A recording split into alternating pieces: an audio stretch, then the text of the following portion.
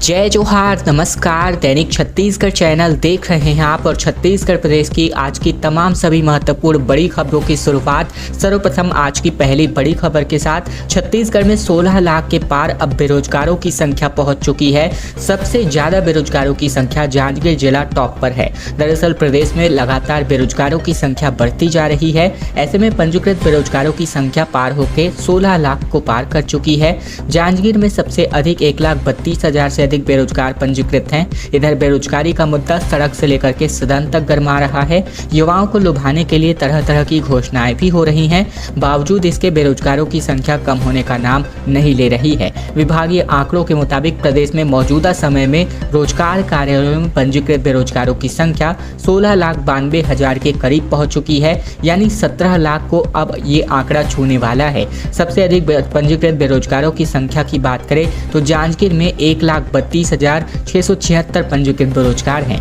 वहीं जानकारों की माने तो बेरोजगारी का एक प्रमुख कारण बढ़ती जनसंख्या, दूसरी अशिक्षा और अंतिम में पूंजी की कमी होना है। युवा वर्गों में एक बहुत बड़ा निराशा का कारण बेरोजगारी होती है। घर बनाने के लिए एक अच्छा मौका है। सरिये के दाम में भारी गिरावट आई है। 2 वर्ष पहले के स्तर पर सरिये की कीमत पहुंच चुके हैं। दरअसल बात करें तो यहाँ पर उन लोगों के लिए अच्छी खबर है जो घर बनाने की अभी सोच रहे हैं, क्योंकि भवन निर्माण सामग्री की कीमतों में गिरावट बनी हुई है। सरिया के साथ ही सीमेंट, ईंट इत्यादि की कीमतों में गिरावट है या फिर दाम स्थिर है। सस्ता लौह अयस्क के साथ ही सस्ता कोयला उपलब्ध होने और बाजार में मांग ना के बराबर होने की वजह से सरिया की कीमतों में जबरदस्त गिरावट आई है। सरिया की कीमतें अब 2 वर्ष के पहले के स्तर पर पहुंच चुकी हैं। वहीं बीते दिन 7 अगस्त तक के अगर रेट की बात करें तो फैक्ट्रियों में सरिया 53,000 रुपए प्रति टन और रिटेल में 56,500 रुपए प्रति टन पर पहुंच गया है। क्षेत्र से जुड़े कारोबारियों का कहना है कि अब बाजार में सरिया की मांग निकलने लगी है और कीमतों में और गिरावट के कोई संकेत नहीं है। खरीदारों के लिए ये अच्छा समय कहा जा सकता है। सरिया के साथ ही सीमेंट की कीमतों में भी स्थिरता आ रही है। सीमेंट इन दिनों 285 से लेकर 300 रुपए प्रति बैग पर मिल रहा है। छत्तीसगढ़ माध्यमिक शिक्षा मंडल ने परीक्षा परिणाम जारी किए, जिसमें सप्लीमेंट्री एग्जाम के रिजल्ट जारी हुई हैं और 45,000 बच्चे इसमें फेल हो गए हैं। 12वीं में 21,000 जबकि 10वीं में 24,000 पास नहीं हुए और इन्हें एक बार फिर से मौका मिलने वाला है। छत्तीसगढ़ माध्यमिक शिक्षा मंडल ने पूरक परीक्षा के नतीजे जारी कर दिए। पूरक परीक्षा उन स्टूडेंट्स ने दिए थे जो मुख्य परीक्षा में कुछ विषयों में फेल हुए थे। इन सभी के पास होने की उम्मीद एक बार फिर से परीक्षा दी है, मगर इस बार भी हजारों स्टूडेंट्स फेल हो गए। 10वीं और 12वीं मिलाकर के कुल मिलाकर 45,000 बच्चे फेल हुए हैं। 12वीं की पूरक परीक्षा में 21,000 जबकि 10वीं में 24,000 स्टूडेंट्स फेल हुए हैं। हाई स्कूल परीक्षा में तकरीबन 31,563 विद्यार्थियों ने रजिस्ट्रेशन करवाया था, मगर परीक्षा देने 30,000 व्यक्ति ही पहुंचे और इनमें से 6,213 ही पास हो पाए। लगभग 20% रिजल्ट रहा। वहीं हायर सेकेंडरी की बात करें तो 28,000 परीक्षार्थी इसमें शामिल हुए। इनमें से 7,115 परीक्षार्थी पास हुए। छत्तीसगढ़ विधानसभा चुनाव के मद्देनजर कांग्रेस के राष्ट्रीय अध्यक्ष 13 अगस्त को जांजगीर के दौरे पर हैं और ऐसे में 10 एससी के साथ ही 45 सीटों को साधने का प्लान यहां बनाया जा रहा है। छत्तीसगढ़ की सत्ता में किसी भी राजनीतिक दल के लिए आदिवासी जितना महत्व रखते हैं, लगभग उतना ही अनुसूचित जाति वर्ग का भी माना जाता है। यही बड़ी वजह है कि कांग्रेस के राष्ट्रीय अध्यक्ष मल्लिकार्जुन खड़गे एससी बाहुल्य जांजगीर चांपा जिले से ही पार्टी का चुनावी आगाज करने आ रहे हैं। खड़गे 13 अगस्त को जांजगीर चांपा में होने वाले भरोसे के सम्मेलन कार्यक्रम में शिरकत करेंगे। दरअसल छत्तीसगढ़ में एससी वर्ग के लिए भले ही 10 सीटें आरक्षित हैं, लेकिन प्रदेश की 45 सीटों पर इनका अच्छा खासा प्रभाव है और एससी वोटर्स चाहें तो किसी भी राजनीतिक दल का समीकरण बिगाड़ सकते हैं। पिछले चुनाव के आंकड़े भी यही बताने के लिए काफी हैं कि कुछ स्थानों पर इन्हें एससी वोटरों के दम पर बसपा के प्रत्याशी दूसरे और तीसरे नंबर पर रहे। उल्लेखनीय है कि प्रदेश में 10 एससी सीटों में से 7 पर कांग्रेस, 2 पर भाजपा और 1 पर बसपा के विधायक अभी काबिज हैं। एडवोकेट प्रोटेक्शन एक्ट को लेकर के धरना प्रदर्शन किया जा रहा है। इन दिनों हाई कोर्ट बार एसोसिएशन के पदाधिकारियों ने कहा कि भाजपा कांग्रेस दोनों ने वादा खिलाफी की है और अब मांगे जल्द पूरी करने की मांग की जा रही है। राज्य में वकीलों की सुरक्षा के लिए एडवोकेट प्रोटेक्शन एक्ट लागू करने की मांग को लेकर Chhattisgarh high court bar association पदाधिकारियों के साथ वकीलों ने एक दिवसीय धरना प्रदर्शन किया। इस दौरान पदाधिकारियों ने कहा कि कांग्रेस ने सरकार बनने के पहले अधिवक्ता सुरक्षा कानून बनाने का वादा किया था, लेकिन अब तक इस पर कोई भी अमल नहीं किया गया है, जिस पर वकीलों ने आक्रोश जताया। हाईकोर्ट बार एसोसिएशन के पदाधिकारियों ने कहा कि छत्तीसगढ़ में वकीलों के साथ ही मारपीट जैसी कई घटनाएं हो गई हैं, जिसे देखते हुए अधिवक्ता सुरक्षा कानून बनाने की मांग की जा रही है। कांग्रेस ने विधानसभा चुनाव के पहले जब वकीलों से राय ली थी, तब उन्हें अपनी प्रमुख मांगों से अवगत कराया था। शिक्षकों के अभाव की वजह से बच्चों का भविष्य अंधकारमय होता नजर आ रहा है, जिसकी वजह से आक्रोशित पालकों और बच्चों ने स्कूल में ही ताला जड़ दिया और जमकर के नारेबाजी करने लगे। ये वीडियो इस वक्त आप अभी देख रहे हैं वो यहाँ पर तर्रा का है, जहाँ पालकों और शाला प्रबंधन समिति के सदस्यों ने मिलकर तालाबंदी कर दिया। स्कूल में शिक्षक की कमी के चलते उन्होंने ये प्रदर्शन किया। इस स्कूल में कुल 66 बच्चे में 5 कक्षाओं के लिए केवल एक ही शिक्षक पदस्थ हैं, जिसे लेकर आक्रोशित ग्रामीण शासन प्रशासन के खिलाफ जमकर नारेबाजी करते नजर आए। प्रदर्शन की खबर लगते ही शिक्षा विभाग में हड़कंप मच गया, जिसके बाद बीओ मौके पर पहुंचकर लोगों को समझाइश देने लगे और स्कूल का ताला खुलवाया। इस दौरान विकासखंड शिक्षा अधिकारी के साथ ही नायब तहसीलदार और स्कूल प्राचार्य भी उपस्थित थे। छत्तीसगढ़ के व्याख्याता के दूसरे चरण की ऑनलाइन काउंसलिंग आज से होने वाली है और आप बता दें कि शिक्षक भर्ती की प्रक्रिया में अब 2023 में व्याख्याता के लिए द्वितीय चरण की काउंसलिंग की आज जो है शुरुआत होने वाली है। ऐसे में दोपहर 12 बजे से इसकी शुरुआत होगी। 15 अगस्त को रात 12 बजे तक स्कूल शिक्षा विभाग की वेबसाइट eduportal.cg.in पर काउंसलिंग की प्रक्रिया की जा सकती है। इस काउंसलिंग में व्यापम परीक्षा परिणाम के अनुसार व्याख्याता गणित अनुसूचित जनजाति श्रेणी में 9,586 से लेकर 10,000 रैंक। वहीं अगर बात करें तो यहाँ व्याख्याता भौतिकी के लिए अनुसूचित जाति श्रेणी में 162 से लेकर 163 रैंक और अनुसूचित जनजाति श्रेणी में 1,179 से लेकर 1,272 रैंक। और व्याख्याता वाणिज्य की बात करें तो अनुसूचित जनजाति श्रेणी में 335 रैंक के अभ्यर्थियों को ऑनलाइन काउंसलिंग में शामिल होने का अवसर प्रदान किया गया है। और अब खबर है कि शिव महापुराण कथा का समापन जो है बीते दिन हुआ। 7 दिनों तक शिव महापुराण कथा का आयोजन किया गया। पंडित प्रदीप मिश्रा ने श्रद्धालु श्रोताओं का आभार जताया।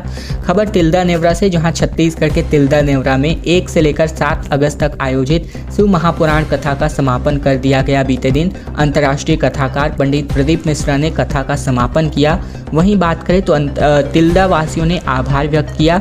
अंतर्राष्ट्रीय कथाकार पंडित प्रदीप मिश्रा ने कहा कि कथा पर भगवान शिव शंकर की महिमा हन पर बनी हुई है और साथ ही कई भक्तों के पत्र पढ़े और बेलपत्री के साथ ही 1 लोटा जल के महत्व के बारे में कथा सुनने आए लोगों को बताया। वहीं समापन समारोह के अवसर पर सुबह से ही बड़ी संख्या में श्रद्धालु कथा स्थल पर उपस्थित होकर कथा का रसपान करते नजर आए। छत्तीसगढ़ के 50 विधानसभा सीटों पर सर्व आदिवासी समाज चुनाव लड़ने वाली है। संरक्षक अरविंद नेताम ने इसकी जानकारी दी है। दरअसल सर्व आदिवासी समाज ने प्रदेश के 50 विधानसभा क्षेत्रों में चुनाव लड़ने का ऐलान किया है।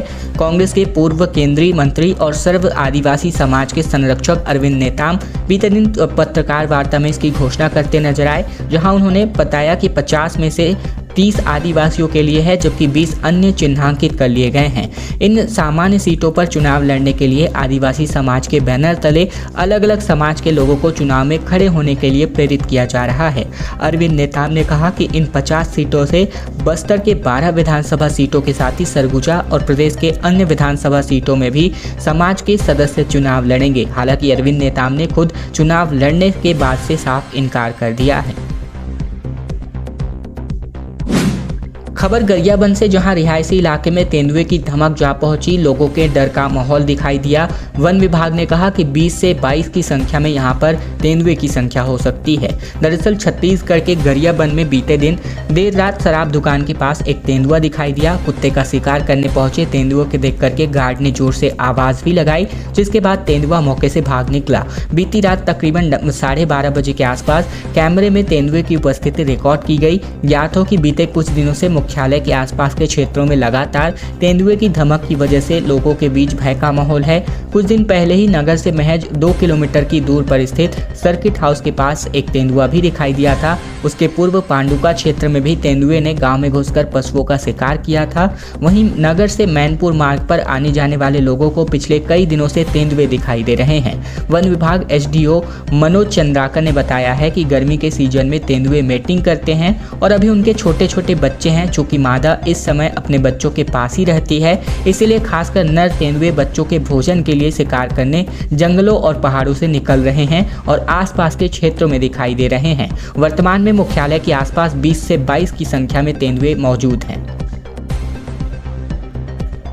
मुख्यमंत्री भूपेश बघेल ने कहा कि हॉस्टलर्स स्टूडेंट से जीएसटी वसूलना गलत है। मुख्यमंत्री ने निर्मला सीतारमण को इस बाबत पत्र भी लिखा है।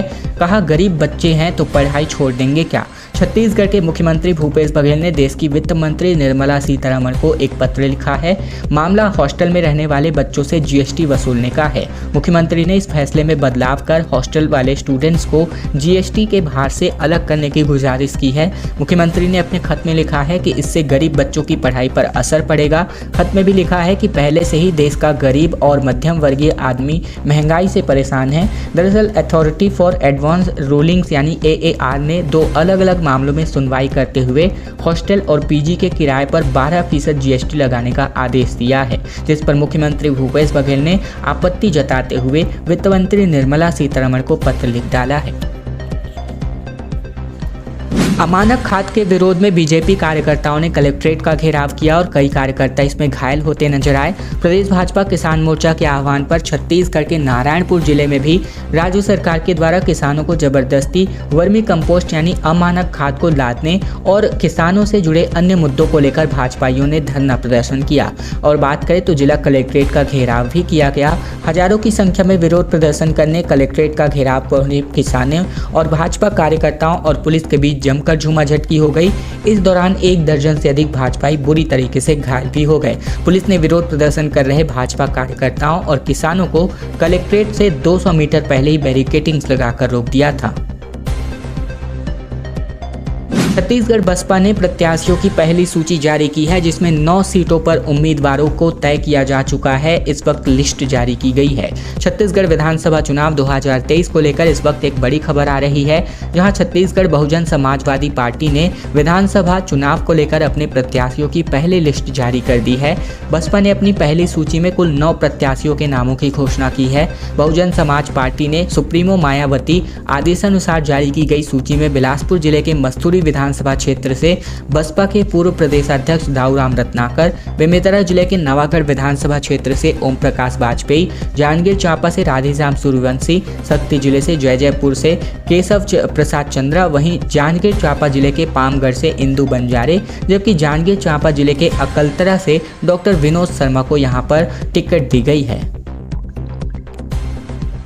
विधायक के गृहग्राम का बीजेपी ने घेराव कर दिया। 3 दिनों तक जर्जर सड़कों पर चले। कीचड़ फेंकने के दौरान पुलिस से जमकर झूमाझटकी हुई। दरअसल डोंगरगढ़ के विधायक दलेश्वर साहू के गृहग्राम में बीते दिन बीजेपी कार्यकर्ताओं ने जोरदार प्रदर्शन किया।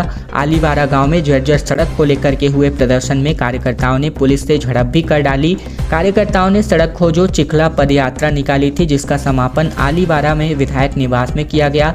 बीजेपी के प्रदर्शन को देखते हुए पुलिस ने विधायक फार्म हाउस के मेन गेट को ही सील कर दिया था, लेकिन कार्यकर्ताओं ने बैरिकेडिंग्स फाड़ने की कोशिश भी की, जिसके बाद प्रशासन की ओर से नायब तहसीलदार विजय साहू ने पहुंचकर बीजेपी नेताओं से ज्ञापन भी लिया।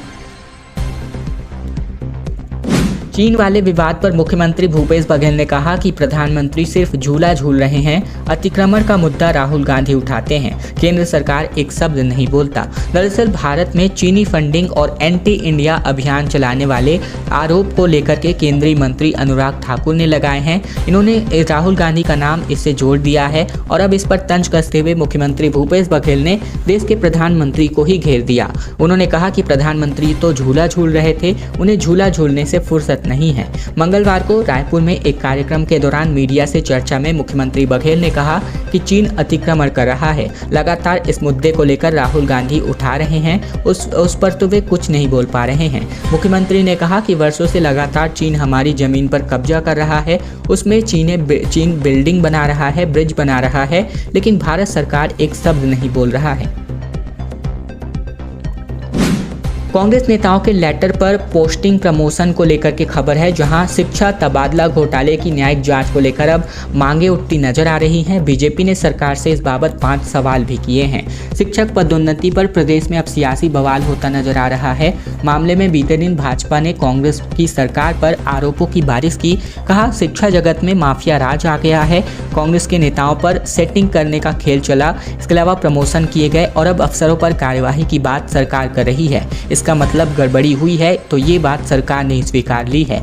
इस मामले पर प्रेस कॉन्फ्रेंस लेने भाजपा में महामंत्री ओपी चौधरी मीडिया के सामने आए। उन्होंने कहा कि कांग्रेस में राज्य में पूरी तरीके से सेटिंग का काम चल रहा है। शराब कोल के बाद अब शिक्षा के सेक्टर से पैसा जमा कर सोनिया गांधी तक पहुंचाया जा रहा है। इसके अलावा ओपी चौधरी ने कहा कि 15,000 पदों पर पदोन्नति की गई। सहायक शिक्षकों को हेडमास्टर बनाया गया, मगर कोई भी काउंसलिंग नहीं हुई। फिर से 12,000 सहायक शिक्षकों के प्रमोशन में ऐसा ही करने की तैयारी थी। खैर दोस्तों, आज की खबरों का सिलसिला बस यही तक का था। अगर आपको यह वीडियो पसंद आए तो वीडियो को लाइक जरूर कर दीजिएगा। चैनल पर अगर आप नए हैं तो चैनल को भी जरूर से सब्सक्राइब कर लीजिएगा, ताकि प्रतिदिन की महत्वपूर्ण खबरें, छत्तीसगढ़ समाचार हम आप तक रोजाना पहुंचा सकें।